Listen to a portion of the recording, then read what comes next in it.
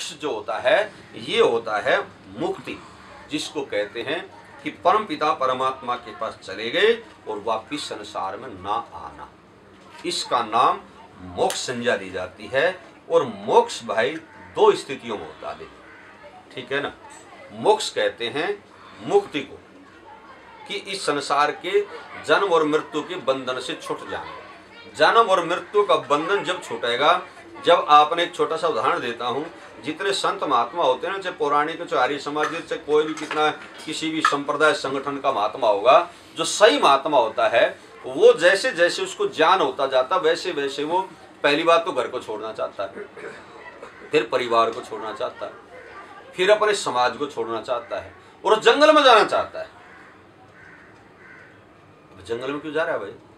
साधनाएं तो करनी है ना, तो घर में बैठ के हो सकती है या नहीं हो सकती? हो सकती है। घर में ज्यादा अच्छी होगी, मक्खी मच्छर भी नहीं परेशान करेंगे,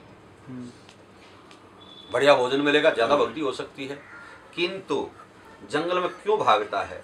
क्योंकि जंगल में इसलिए भागता है, जो हम मनुष्य जो कर्म करता है ना, उसका फल मनुष्य को भोगना पड़ता है। कोई भी कर्म मैं करूंगा उसका फल मैंने भोगना पड़ेगा, तो कर्म के बंधन से बचना चाहता हो। और मुक्ति उस अवस्था का नाम है जब ना तो सुकृत बचे ना दुष्कृत बचे, हमारे कर्म समाप्त हो जाए, अच्छे या बुरे। जब अच्छे बुरे होंगे तो बुरे बुरे समाप्त होंगे, और जब बुरे समाप्त होंगे तब अच्छे होंगे, क्योंकि अच्छा बुरा निरंतर, अच्छा बुराई निरंतर हमारे अंदर चलती रहती है। तो जब जीव जो है अच्छाई से बुराई से दोनों से ऊपर उठ जाता है, जिसको योग कहता है, योगराज कृष्ण कहता है योगम समम उच्यते, समानता का नाम योग है। सुखे दुखे हानि लाभ मान अपान जय पराजय हर स्थिति में सम रहना, दुख ना होना, ना दुखी होना ना सुखी होना, उस अवस्था का नाम योग है। और वह वो कहता ना कर्म रहे ना दुष्कर्म रहे।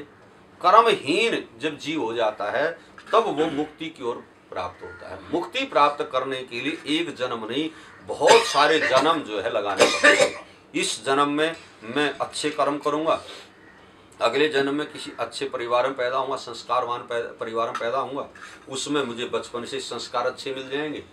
मैं फिर वहाँ पर जो है गृहस्थी में ना जा करके हो सकता सन्यासी बन जाऊँ, फिर वहाँ अच्छे कर्म करने शुरू कर दूँ, फिर भी मेरे कुछ, क्योंकि लेना देना दुनिया का चलता रहता है, ये आजीविका चलती, कहीं न कहीं से खाना पीना पड़ता है, किसी को आशीर्वाद भी देना पड़ता है। कुछ महात्मा ऐसे, इसलिए महात्मा जो है असली तपस्वी आत्मा जो होती है वो जंगल में इसलिए चली जाती है क्योंकि बैठा भजन कर रहा, भजन करते करते करते मेरी साधना अच्छी हो गई। कोई गरीब आ गया, उसने पैर पकड़ लिए, मुझे भी दया आ गई, उसको आशीर्वाद दे दिया, वो फलीभूत हो गया, वो मौज मार गया। मेरी तपस्या जैसे धन खर्च होता है ना, ऐसी हमारी तपस्या भी खर्च होती है। वो खर्च होगी, फिर तप करना पड़ा, वो इसलिए वो जंगल की ओर दौड़ता है, जिससे ना तो क्या नाम है मेरा तप घटे, ना मुझे कोई दुखियादारी मिले, ना को सुखी मिले ना दुखी मिले, इसलिए वो जंगल की ओर दौड़ता है। तो जब उसके पुण्य और पाप खत्म हो जाते हैं तब वो मुक्ति की ओर बढ़ता है। मोक्ष उसका नाम है कि निरंतर भगवान की भक्ति में रहे, कर्म सारे खत्म हो जाए। जब कर्म खत्म हो जाएंगे तो जो है बंधनों से मुक्त हो जाएगा। जब तक बंधन है तब तक मुक्ति नहीं है। कहना आसान बात, हम कह देते हैं भगवान उसको मुक्ति दे, मुक्ति भगवान नहीं देता, मुक्ति स्वयं आत्मा लेती है और उसके लिए उत्तरोत्तर करती रहती है कर्म। योगीराज कृष्ण के जीवन को देखा होगा आपने, उसने इतना बड़ा जो है एक जैसे ही होश संभाला, पता चला पिताजी जो है माताजी जो है वनवास उसमें क्या नाम है जेल में पड़े हुए हैं, और नाना भी जो है क्या नाम बंधन में कर बांध रखा है। उसने तुरंत गया वहाँ, सेना इकट्ठी की, लड़ाई लिया, जो भी समस्याएं आई समाधान किया, और अपने माता पिता को जेल से निकाल करके राज्य को अपने नाना को सौंप दिया। ध्यान होगा ना किसको सौंपा था? मम्मी पापा को भी नहीं दिया राज्य, अपने नाना को सौंप दिया। भाई राज्य का तो अधिकार उसे ही तो था ना, पर उसने क्यों नहीं लिया? क्योंकि यदि वो राज्य का अधिकार लेगा, शासन लेगा, तो उसने फिर जो है लेना देना भी करना पड़ेगा और मुक्ति के बंधन से वंचित हो जाएगा। अधिकार था ना, उस अधिकार को उसने छोड़ दिया। उसके बाद वहां से निकलने के बाद हम देखा कि रोजाना नरसंहार हो रहा है, बार बार जो है वहां जो है उसका जो दामाद था वो जो बार बार आ जाता था लड़ने के लिए, कंस का, तो उसने वहां से बचने के लिए द्वारिका बसा दी। जब द्वारिका बसाई वहां पर भी उसने राज्य अपने माता पिता को सौंप दिया। वहां भी स्वयं राजा नहीं बना।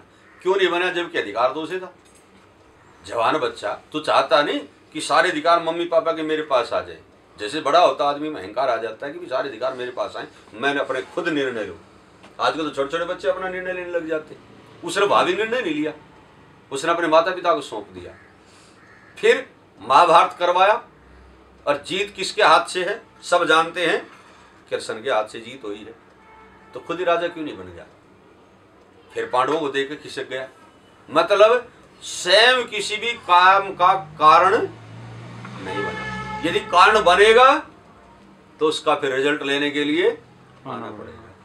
तो इसलिए जो है हम कर्म इस निष्काम भाव से कर्म करें जिसका फल हमारे नजदीक इर्द गिर्द भी ना आने पाए, उसका नाम भाई मुक्ति है। और उस मुक्ति के लिए हमने सतत प्रयास, एक जन्म नहीं कई जन्म लगाने पड़ते हैं। जैसे पहली क्लास से दूसरी क्लास में बच्चा जाता है, दूसरे से तीसरे में जाता है, इसी तरह से मुक्ति प्राप्त करने के लिए जीवन जो है अनेक जन्म लेने पड़ते हैं। एक जन्म से मुक्ति प्राप्त नहीं होती।